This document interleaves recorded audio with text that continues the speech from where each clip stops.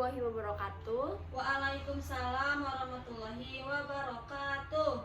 Selamat pagi anak-anak. Selamat pagi, Bu. Terima kasih. Gimana kabarnya, pada baik? Alhamdulillah, luar biasa. Allahu Akbar. Alhamdulillah. Sebelum memulai kelas hari ini, alangkah baiknya kita berdoa dulu ya. Berdoa dipimpin oleh KM. Dimulai. Sebelum memulai pembelajaran pada hari ini, alangkah baiknya kita berdoa dulu.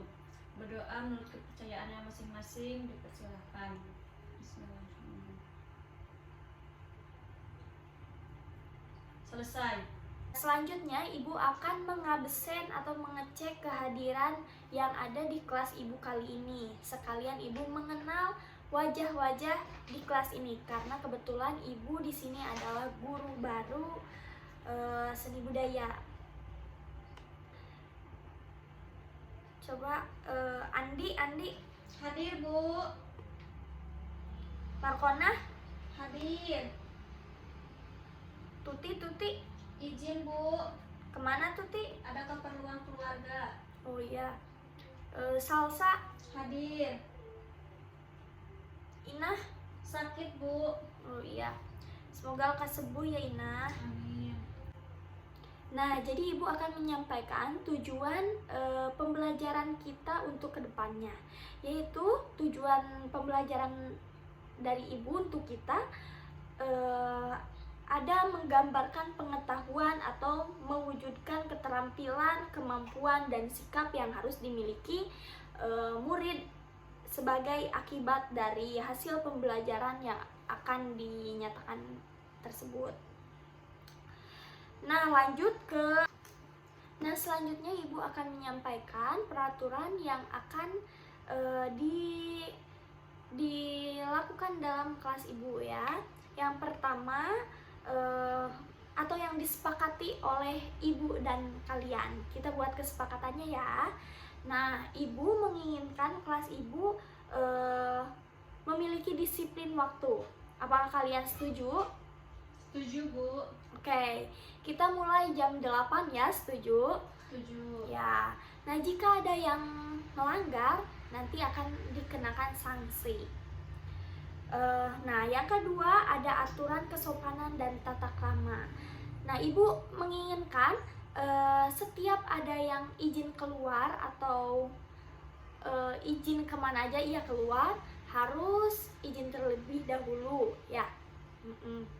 Nah dan ada harus menghargai sesama, mau antar ibu dan murid atau sesama kalian juga harus saling menghargai gitu ya. Nah, dan batas untuk izin dan sakit masing-masing ada 3 hari ya. 3 hari sakit, 3 hari izin. Nah, selebihnya untuk itu dinyatakan alfa. Nah, Ibu juga menginginkan dalam kelas Ibu dimohon untuk keseriusannya ya. Dan tenang aja, kita nggak selamanya serius. Nanti juga kalau ada waktunya bercanda, kita bercanda. Tapi Ibu menginginkan untuk keseriusannya diutamakan. Nah, sebelum ke materi, Ibu akan menanyakan dulu di sini. Ada yang tahu gerak dasar tari itu apa? Saya, Bu. Iya, Ijem. Gerak dasar tari itu adalah tumpuan dari tarian yang dimana kalau tidak ada gerak dasar tari itu gak akan menjadi satu tarian yang utuh. Seperti itu, Bu, mungkin. Ya, nah Ijem sudah benar ya, itu sudah hampir mendekati, bahkan benar. Jadi benar kata yang dikatakan Ijem, yaitu gerak dasar tari adalah gerakan yang dimana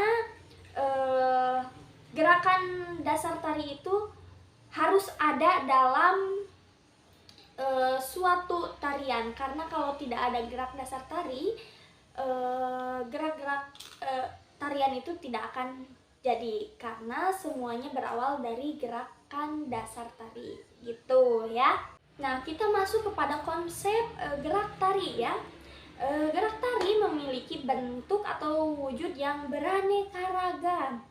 Setiap tarian memiliki ciri khas atau keunikan gerakannya masing-masing.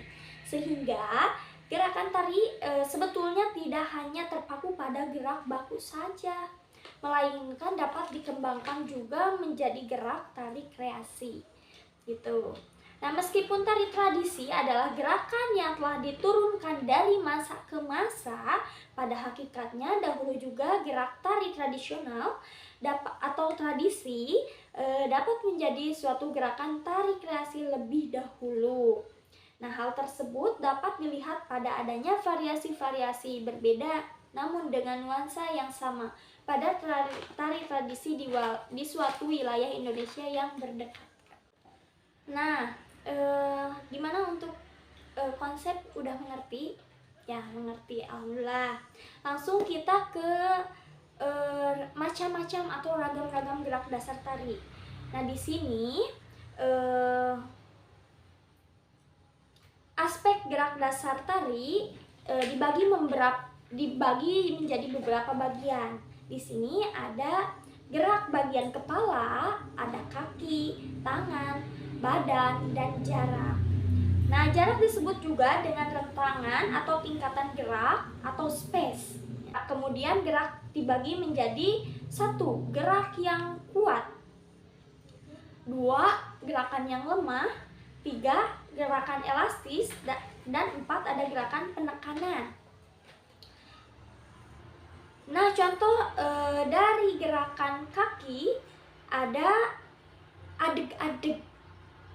Nanti ibu kasih videonya ya. Yang kedua ada wedi atau keset. Nah, yang ketiga ada trecet. Yang keempat ada siri. Dan selanjutnya ada gerak pada bagian tangan dan lengan. Terdapat gerakan ngiting, nyumpurit, ngerayung, terus ada nyawang, ada ukel, ada capang, ada dan sebagainya ya. Nah, yang ketiga juga ada gerak dasar tari pada bagian kepala. Nah, yang kesatu ada gilok. Gilok yaitu memutar kepala, memutar kepala dan membuat lengkungan ke bawah, ke kiri dan ke kanan. Nah, yang kedua ada galier. Galier yaitu gerakan halus pada kepala yang dimulai dari menarik dagu kemudian ditarik dengan leher kembali ke arah tengah. Nah, selanjutnya ibu akan menayangkan video mengenai gerak dasar tari ya yang tadi. Silakan ditonton dan diamati.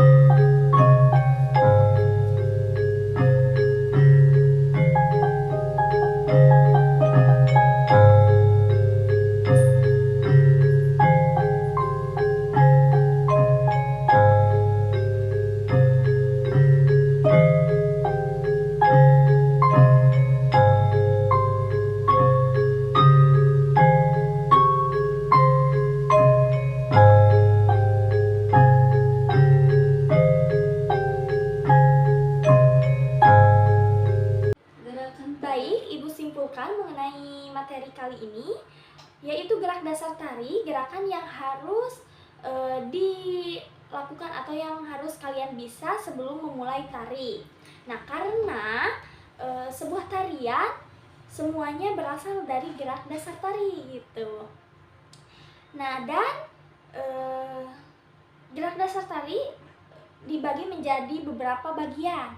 Ada bagian kepala, bagian tangan, bagian kaki. Nah, setelah ibu menjelaskan atau menyimpulkan, kita dibagi kelompok menjadi 6 ya. Ya. Nah, nanti kalian bagikan saja kelompoknya. Tugas dari ibu yaitu kelompok 1 meragakan gerak dasar tari bagian kepala. Nah, kelompok 2 menjelaskan atau memeragakan gerak dasar tari bagian tangan. Nah, dan kelompok 3 menjelaskan gerak dasar tari bagian kaki. Nah, kelompok 4 sama tugasnya dengan kelompok 1, dan kelompok 5 sama juga dengan kelompok 2, dan kelompok terakhir sama dengan kelompok yang ketiga. Nah, gimana, ada yang ditanyakan untuk tugas kali ini? Siap dipahami, Bu. Ya, terima kasih. Oke, kalau semuanya dapat dimengerti, Ibu akan tutup kelas kali ini dengan mengucapkan hamdalah bersama-sama. Alhamdulillahirabbil alamin. Alhamdulillah, terima kasih ya. Assalamualaikum warahmatullahi wabarakatuh. Waalaikumsalam.